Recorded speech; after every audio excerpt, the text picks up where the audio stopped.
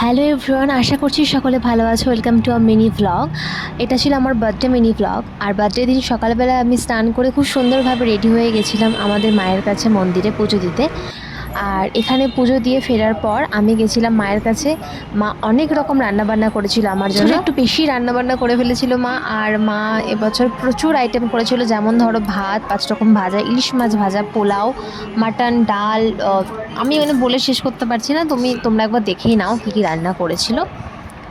আর এত কিছু রান্নাবান্না আমি একা খেয়ে শেষ করতে পারিনি। আর প্রত্যেকটা রান্না খুবই সুন্দর। আমার সব কটা প্রিয় রান্না, মানে স্পেশালি পটলের দোলমা আর সর্ষে ইলিশ, সেটা আমার সব থেকে প্রিয়। মাটন আমি খুব একটা এখন পছন্দ করি না, তবে এখানে প্রত্যেকটা জিনিস আমার পছন্দের আছে। সব থেকেই পায়েসটা খুব সুন্দর হয়েছিল খেতে।